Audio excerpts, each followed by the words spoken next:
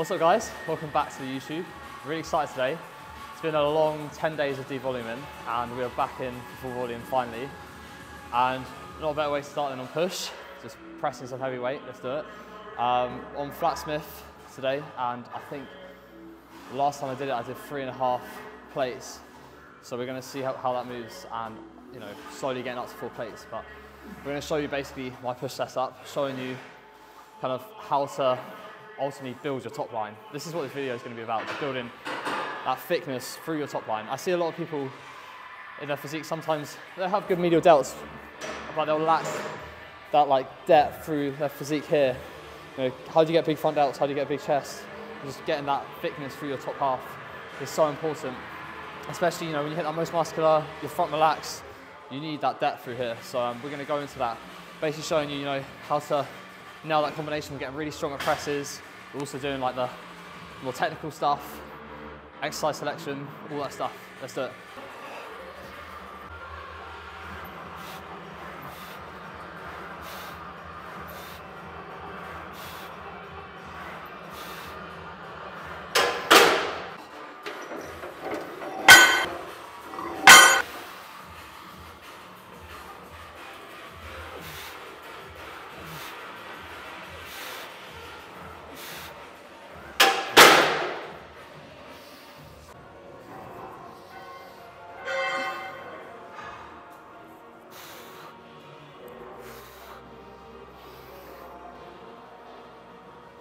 I'm doing that because obviously firstly I want to get my chest warm, but the most useful thing really is on a Smith, this doesn't converge. So if I do something which is literally converging, so bringing the upper arm in, I'm always teaching the pec how to contract when I do a press like a Smith. I'm just thinking about bringing that upper arm together as I get short, so it is quite useful.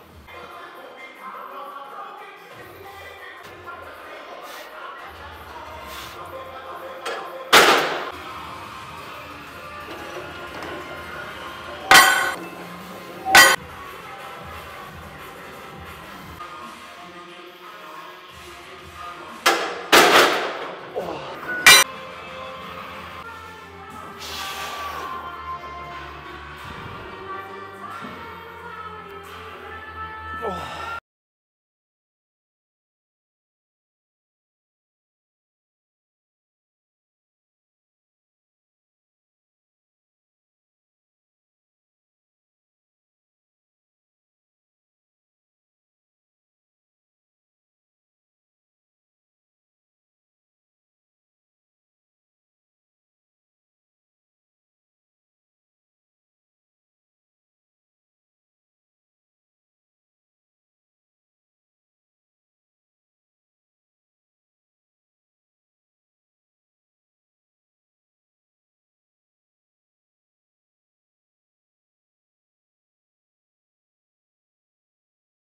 'Very happy with that. I think that was +1 from last time. But I always find when I devolume and I'm not training to failure, and I've spent a week doing different loads, getting back to that can sometimes take a week. So to be doing that straight away is a really good sign. And I am literally 1 rep away from, I would say, peak strength on my pressing, but over 10 kilos lighter than I was when I was at that strength, which was only I guess 6 months ago, if that. So promising stuff. If I can get 4.5 on this before prep, that would be absolutely wild. We'll see, that's a big claim. I'm not going to be going as heavy as I was last time, but you never know. And you got to set goals that excite you at the end of the day, so.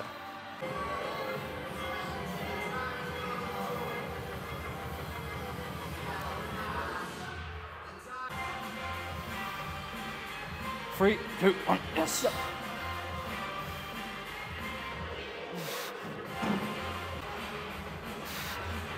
Good. Come on. Okay.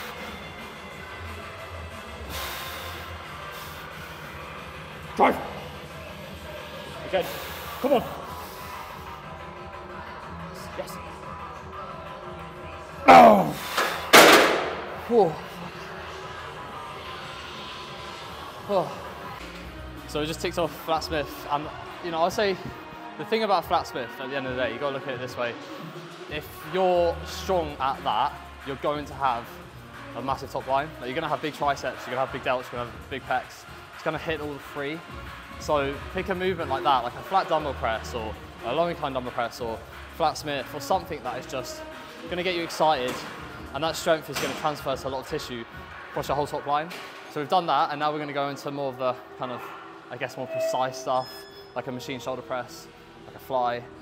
But you know, just don't neglect getting strong at the hard stuff. You know, the heavy presses, do them, because it's always the people that can press a lot of weight that just have all this density. You've got to focus on that. Even if you've got long arms, just focus on getting strong at that, because it might take a little bit longer, but like it will show.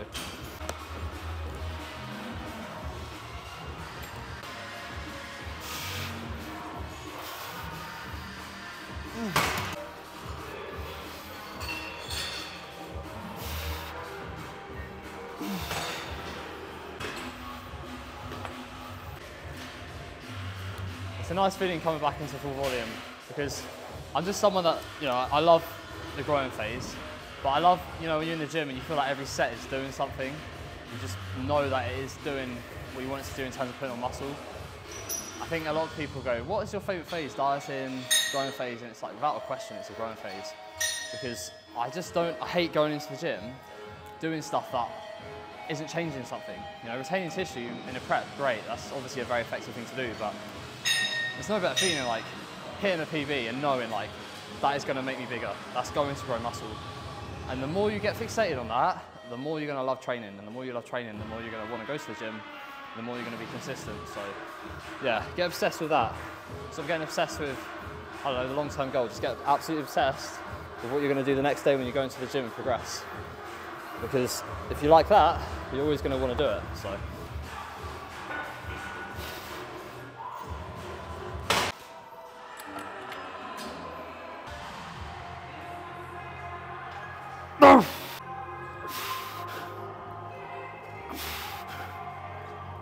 Come on.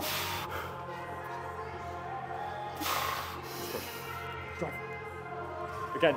No! Come on.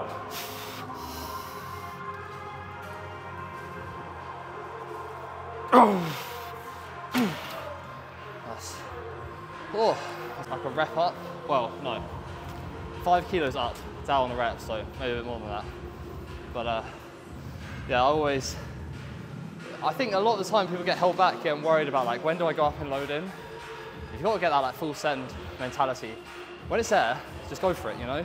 If you feel good, last one feels good, get after it. As long as you use good form, you're not gonna miss out on that. If you do your top set and you do, I don't know, worst case scenario, 3 reps, you've got the security of a backup set. You can do way more reps than that, and then the amount of effective reps you do will be similar. So just get after it, have fun with it, because it's so much better than doing that than spinning your wheels, and it's not as enjoyable. It just isn't really, is it?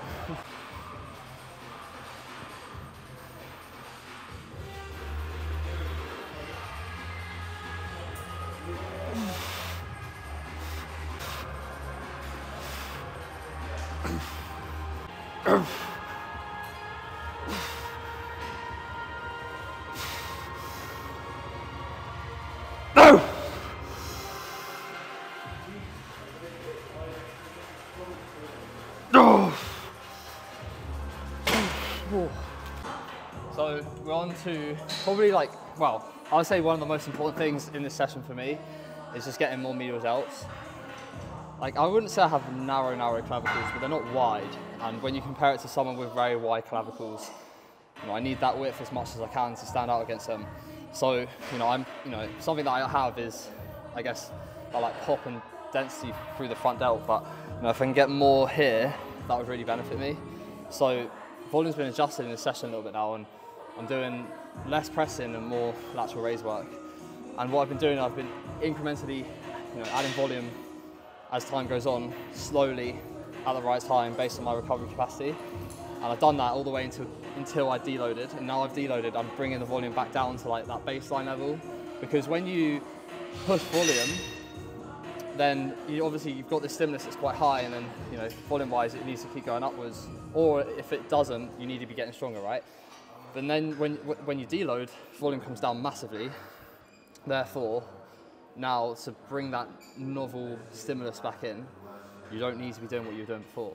So it's a smart way of just slowly building back up again, because otherwise you'd be doing 40 sets of lateral raises eventually, and that wouldn't be fun. So yeah, 3 sets today. Run this for maybe a few weeks, and then I'll add a drop set, then do that for a few more weeks, drop set, take that into a straight set, keep doing that process over and over again. When I did that, it was working so well, and it just shows that volume is a good way of driving muscle growth on if it's through a movement or a muscle group that isn't that fatiguing. It's very important to stress that, because a lot of people just do so many sets of things that you don't need to be doing, and it's just holding you back getting strong, because the movements that you're doing loads of volume on are just far too fatiguing to be doing that high amount of work ultimately.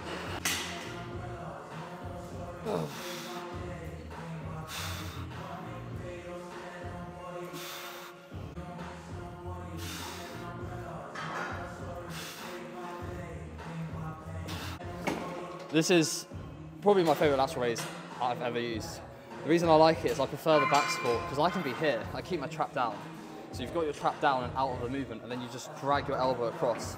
A lot of the time, people make the mistake of their trap going up and down as they're doing their lateral raise. And what's that doing? The trap. So, we just need to be thinking elbows across in front of our body, keeping our trap down. The back support really allows this. You can depress the scap, keep it down, and just stay in that position you need to be in.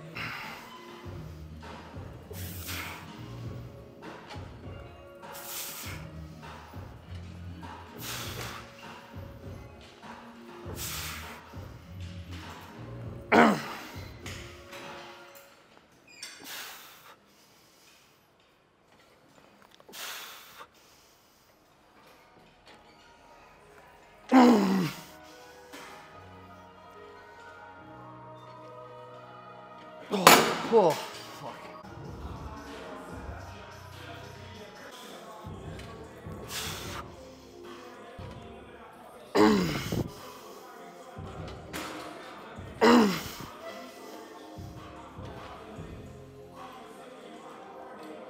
Oh, fuck. Oh.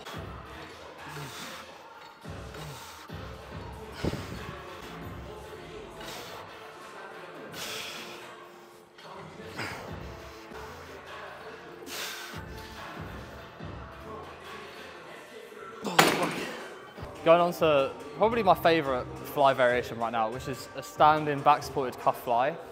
I like it because it's quite easy to set up. You just stand in it, obviously, which is good. But the reason I also prefer it is because it's a cable setup, so the resistance isn't heavy in the short. If I was to go on like a machine fly right now, it would be very difficult because my chest is fatigued as it's further into the session.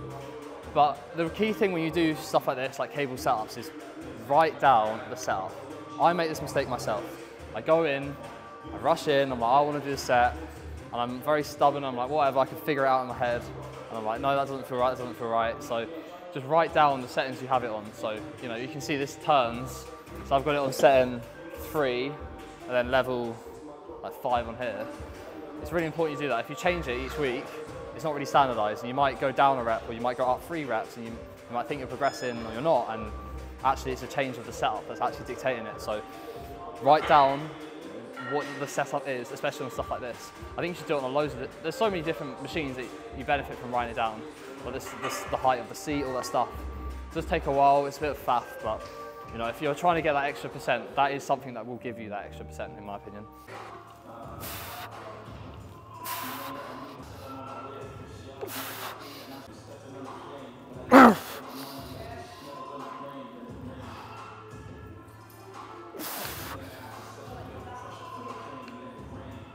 Oh.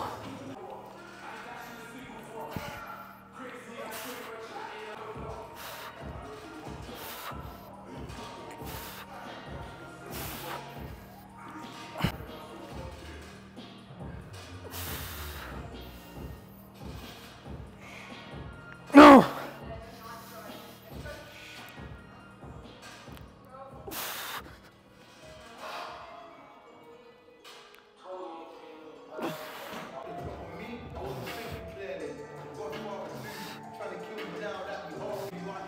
I've been really enjoying this setup for lateral raises. I'll just say, like, when you can find anything that allows you to kind of, like I said in the last exercise, keep your scat down, your trap down really well, then do it. So you've got like low incline line cuff laterals, you've got this seated cuff lateral, you've got a machine if it's back supported. Those things are really good options. And the difference with this compared to the first movement is it's a length and bias movement now. So you always want to do the length and bias stuff later on because it drops off in the short, which is good when you struggle to get something short. You know, you don't want to have to do that later on in the session. So that's the difference with this. So how I've done that is I've set this, so basically with the height where I want to come from. So the biggest challenge is here. As I get higher, so as I get to like up here, it drops off quite a bit. And I'm just thinking about keeping this elbow in front and I'm dragging up here, just dragging across with loads of internal rotation. If I wasn't internally rotated, I'll just show you what happens. So say I do it like that, and I go like that, I'm literally just working my front delt. So that's why you need to internally rotate. Too many people, they go like this, and that, and you're just working front delt. Equally, if you're here, and you don't go up and you go more like across like this, you think that's lateral raise, it's not, you're doing rear delts. So that's why, internal rotation and then drag in front of you.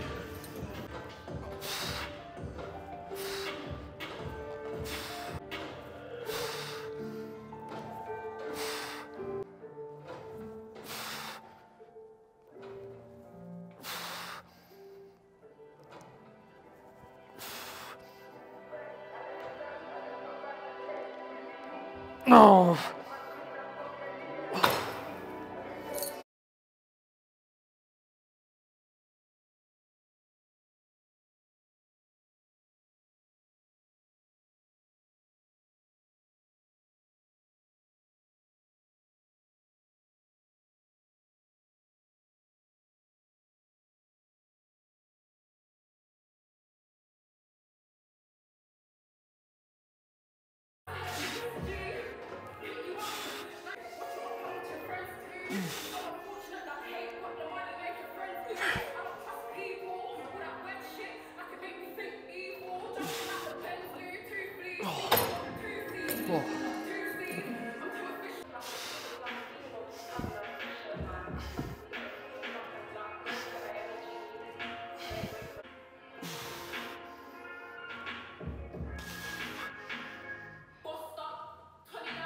Oh.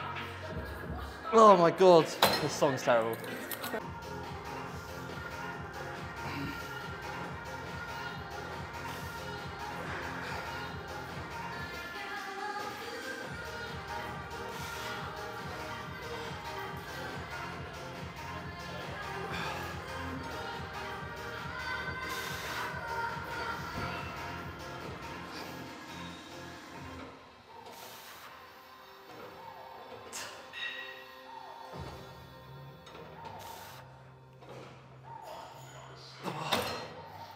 Oh.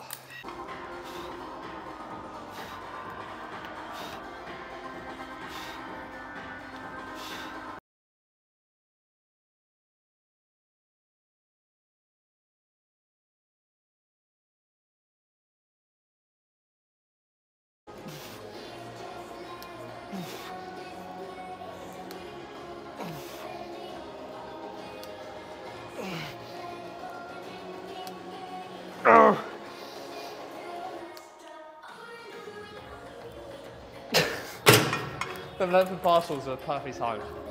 That is, right now you're witnessing what flicking the switch is. You're laughing and you're like, fuck's sake.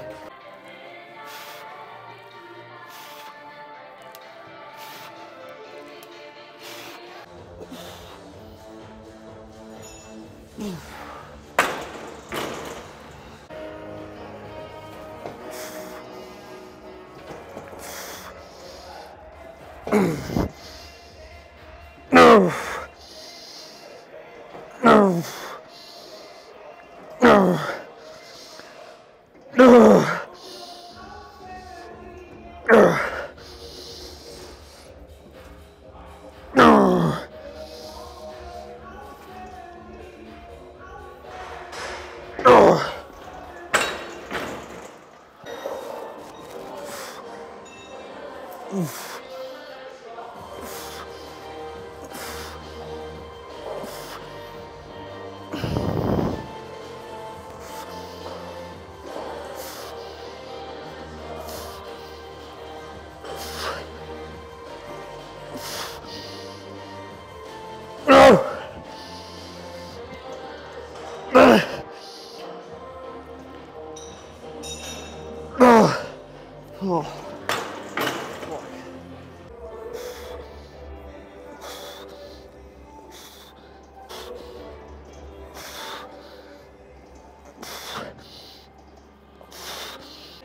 Oh,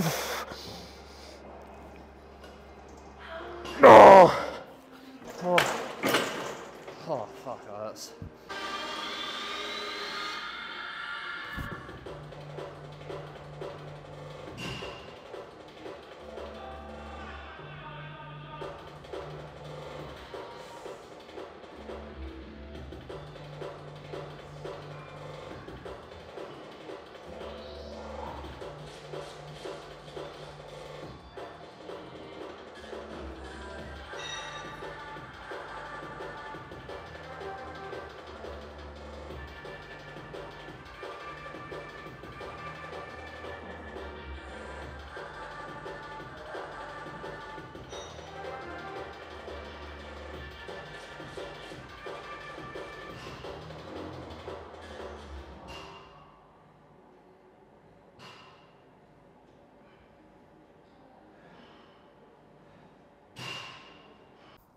That's a wrap for today's push session. We thought we'd do it outside for change. It's not as cold. It's a little bit cold, but it's not too bad. Yeah, really happy with that session. Ultimately, just getting back into full volume is a nice feeling. So over the moon with that, and to take big progressions, ready to run it up now, ready to grow. Obviously the first like 2 months post the diet was pretty good, but then it slowed down a little bit with fatigue. It's just about doing it at the right time. A lot of people say deloads aren't needed, but I really disagree with that. If you train hard and your intensity is standardized and you're very consistent with every variable, you will probably find you will need to deload at a pretty similar time each time. And I'm not saying you should time it, because that can cause you to go in with a bad mental space and think, oh, it's the 7th, 8th week, I need to back off. But what I'm trying to say is, if you do it at the right time, you might really progress afterwards, and you might feel as good as you will, like I do right now. So extra food is in, fatigue is down, everything is there now for a big few weeks of training, and we're going to get loads of sessions filmed, because I think it's simple and good. Filming sessions, I like doing the full days of eating, I like doing all that stuff, but I also like to show you just what gets done in the gym and what needs to be done to build a physique, and I think that's the best thing you can learn from, So yeah, more of that to come. But thank you for the support, appreciate it all, and yeah, we'll catch you in the next video. Like and subscribe, all that stuff. See you soon.